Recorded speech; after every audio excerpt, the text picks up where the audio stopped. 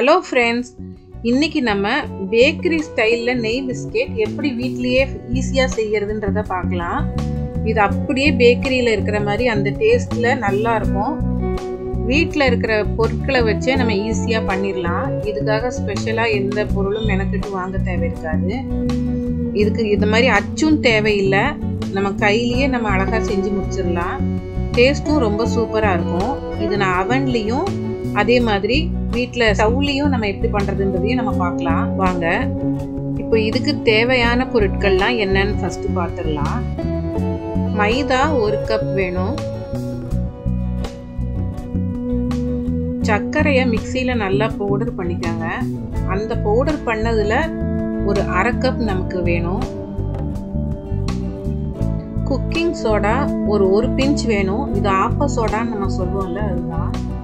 நெய் தேவையான அளவு நமக்கு வேணும். ஒரு 5லேருந்து ஒரு 6 டேபிள் ஸ்பூன் தேவைப்படும்.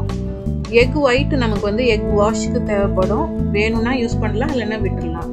இப்போ இந்த 1 கப் மைதாவையும் நம்ம ஒரு பவுலில் சேர்த்துக்கலாம்.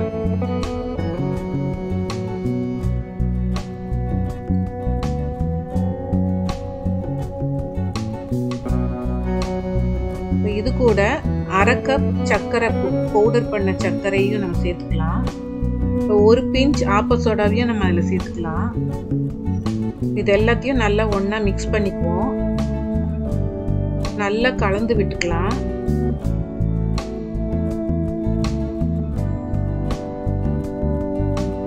இப்போ இதில் நம்ம நெய் கொஞ்சம் கொஞ்சமாக சேர்த்து நம்ம பிசையணும். இப்போ ஃபுல்லாக நெய் வேண்டாங்கிறவங்க இதில் பாதி நெய் பாதி டால்டாவையும் யூஸ் பண்ணிக்கலாம். நான் ஃபுல்லாக நெய் தான் யூஸ் பண்ணியிருக்கேன்.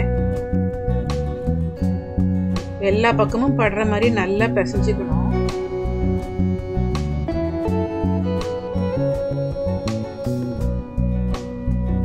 கிட்டத்தட்ட ஒரு 6 டேபிள் ஸ்பூன் அளவுக்கே எனக்கு தேவைப்பட்டுச்சு.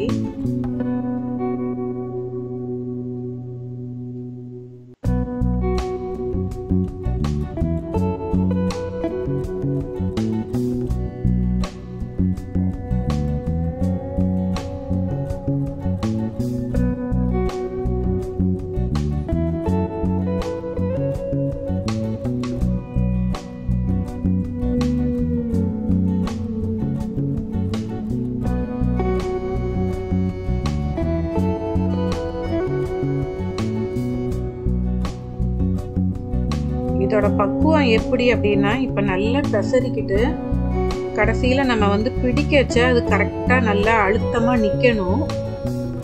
ஒரு கொழுக்கட்டையை பிடிச்சு பார்க்குற மாதிரி நம்ம பிடிச்சு பார்த்தோம்னா லேஸில் உடையக்கூடாது. அந்த அளவுக்கு நெய் சேர்த்தா போதும். பாருங்க, லேஸாக உடஞ்சதுன்னா நமக்கு பிஸ்கெட் கரெக்டாக கட் பண்ணி எடுக்க முடியாது. இப்போ பாருங்கள், நல்லா அழுத்தி பிடிச்சிட்டு லைட்டாக தொட்டாலாம் உடையலை, கொஞ்சம் அமுக்கி தொட்டால் மட்டும்தான் உடையுது. இந்த பக்குவம் வேணும். பாருங்கள், இந்த அளவுக்கு நெய் இருக்கணும்.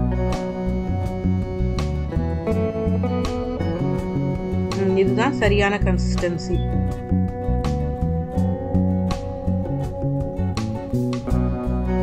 இப்போ இது நம்ம கையிலேயே தட்டி தட்டி எப்படி பிஸ்கெட் கட் பண்ணுறதுன்னு உங்களுக்கு சொல்லி கொடுக்குறேன்.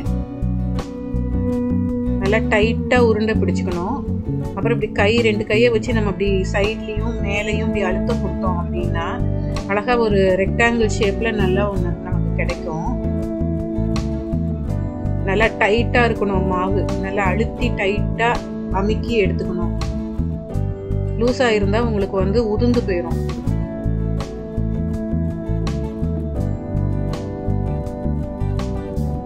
ரெண்டு விரலை வச்சும் சைடில் நல்லா அழுத்தம் கொடுத்து அமுக்கணும். அதே மாதிரி மேல் பக்கத்துலையும் அழுத்தம் கொடுத்து ப்ரெஸ் பண்ணணும். அப்போ இந்த மாதிரி உங்களுக்கு நல்லா ஷேப் இது மாதிரி கொண்டு வரலாம். இப்போ இதை ஒரு நெய் தடவுன ஒரு பட்டர் பேப்பர் வச்சு அந்த ட்ரேயில் நம்ம சேர்த்துக்கலாம். கட் பண்ணி எடுக்கணும். இப்போ ஃபஸ்ட்டு நம்ம மேலையும் சைட்லேயும் அழுத்தம் கொடுத்து அமுக்கிருக்கிறதுனால பிளேட்டில் ஒட்டிட்டு தான் இருக்கும். கத்தியை வச்சு நம்ம கட் பண்ணச்ச லைட்டாக அப்படி தள்ளி விடணும். அப்போ அந்த இடத்த விட்டு வந்துடும். நம்ம கையால் எடுக்க முடியாது, எடுத்தோன்னா உடையும். கத்தியை வச்சு வெட்டச்சியே அப்படி சைட்வர்ஸ் அப்படி தள்ளி தள்ளி விட்டோம்னா நமக்கு ஈஸியாக அந்த ஷேப் அழகாக அந்த இடத்த விட்டு நகண்டு கிடச்சிரும், ஒட்டாமல் இருக்கும், பிளேட்டில் ஒட்டாமல் வெளியில் வரும். பார்த்தீங்களா, இந்த மாதிரி கேப் விட்டு நம்ம வந்து அடுக்கி வச்சுக்கணும். ஏன்னா பேக் ஆகச்ச அந்த சைஸ் வந்து இன்னும் கொஞ்சம் பெருசாகும், டபுள் த சைஸ் ஆகும். இப்போ அதுக்கு நம்ம வந்து இடம் ஸ்பேஸ் கொடுத்து அப்படி கேப் விட்டு விட்டு அடுக்கி வச்சுட்டு நம்ம பேக் பண்ண வேண்டியது தான்.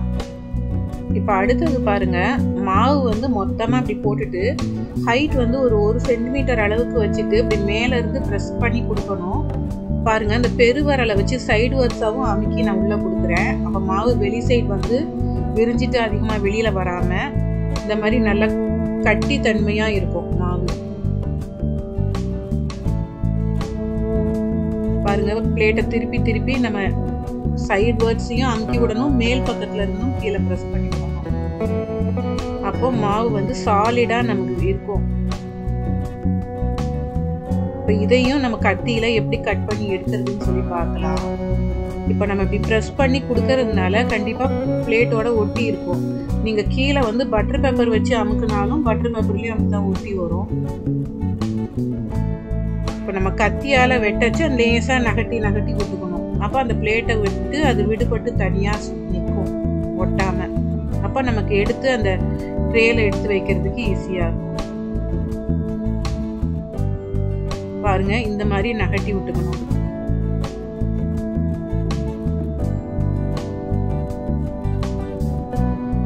பாருங்க, இந்த மாதிரி கொஞ்சம் கொஞ்சமாக நகட்டி விட்டுக்கிட்டோம்னா நம்ம எடுத்து வைக்கிறதுக்கு ஈஸியாக இருக்கும்.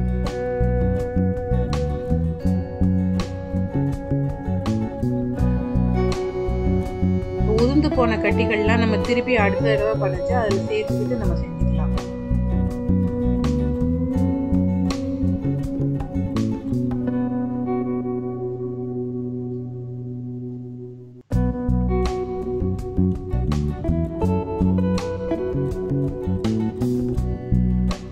கொஞ்சம் கிராக் விட்டாலும் நம்ம கையாலேயே கொஞ்சம் அழுத்தி விட்டோம்னா நின்றுக்கும். இப்போ இதில் வந்து பேக்கரி ஸ்டைலில் மேலே வந்து எக் வாஷ் நான் பண்ணியிருக்கேன். இது வந்து நான் இப்போ தான் ஃபஸ்ட் டைம் ட்ரை பண்ணுறேன். அதனால் பாருங்கள், அழகாகவே வந்துச்சு. இதில் எக் ஒயிட்டை வந்து இப்படி மேலே ப்ரஷ் பண்ணி விடணும். அப்போ மேல் பகுதி வந்து உங்களுக்கு கொஞ்சம் டார்க் கலராக கிடைக்கும்.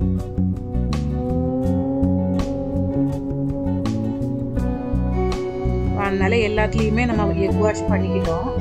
இது தேவையில்லை வேண்டாங்கிறவங்க நீங்கள் அதை அவாய்ட் பண்ணிடலாம். அப்படின்னா உங்களுக்கு ஃபுல்லாகவே ஒயிட் கலரில் தான் இருக்கும் பிஸ்கெட், மேலே டார்க் கலர் வராது. இப்போ எக் ஒயிட் சேர்க்கலைனாலும் டேஸ்ட் வைஸ் நல்லாவே இருக்கும், எந்த டிஃப்ரென்ஸும் தெரியாது. இப்போ பிஸ்கெட்டை அடுக்கி வைக்கச்சியும் இந்த அளவுக்கு நம்ம கேப் விட்டு அடுக்கி வைக்கணும். ஏன்னா பேக் ஆகச்சா இது வந்து டபுள் த சைஸ் பெருசாகும்.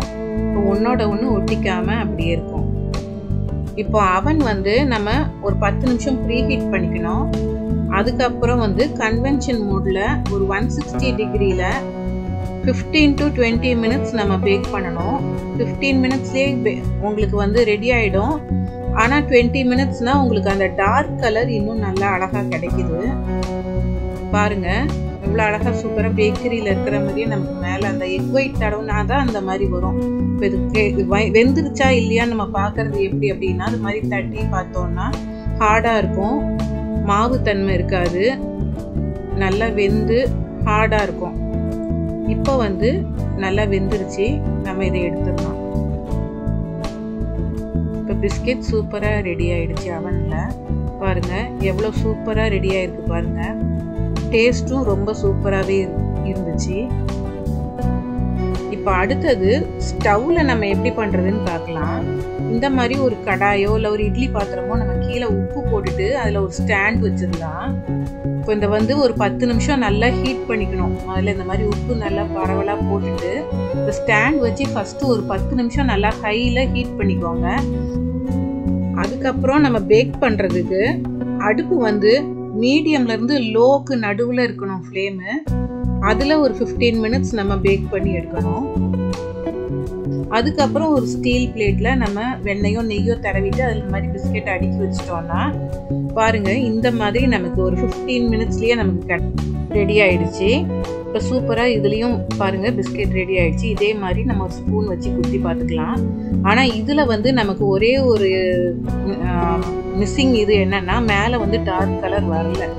எக் வாஷ் வச்சு நான் பண்ணி பார்த்தேன். இப்போ இதுதான் ஃபஸ்ட் டைம் நான் ட்ரை பண்ணி பார்க்குறேன். இதில் வந்து அடுப்பில் இன்னொரு 5 மினிட்ஸ் விட்டவொடனே பிஸ்கெட் தான் உங்களுக்கு ஃபுல்லாகவே இப்படி நிறம் மாறி வந்தது. அதனால் நான் அதை அப்படியே ஃபுல்லாக எடுத்துட்டேன். மேலே டார்க் கலர் வரல. அதுக்கு காரணம் அவனில் வந்து உங்களுக்கு மேலேருந்தும் ஹீட் வரும். அதனால அந்த எக் ஒயிட் வந்து நல்லா ரோஸ்ட் ஆகி நமக்கு அந்த டார்க் கலர் இது மாதிரி கிடைக்கிது. ஆனால் வந்து ஸ்டவ்வில் வந்து அது மாதிரி மேலேருந்து ஹீட் வராது. அப்படிங்கிறதுனால நமக்கு அது கிடைக்கல. ஸோ வந்து அடுப்பில் வந்து இந்த மாதிரி எக் ஒயிட் வச்சு நம்ம ட்ரை பண்ணால் கிடைக்கல. அதை வந்து அவாய்ட் பண்ணிடுங்க. மற்றபடி டேஸ்ட் வைஸ் நமக்கு வந்து அவனில் பண்ணதும் சரி, அதே மாதிரி அடுப்பில் பண்ணதும் சரி, ஒரே டேஸ்ட்டில் தான் இருந்துச்சு. சூப்பராக இருந்துச்சு. நீங்களும் இதே மாதிரி உங்கள் வீட்டில் ட்ரை பண்ணி பாருங்கள். எங்களுக்கு ஃபீட்பேக் சொல்லுங்கள் எப்படி வந்துச்சு அப்படின்னு சொல்லிட்டு.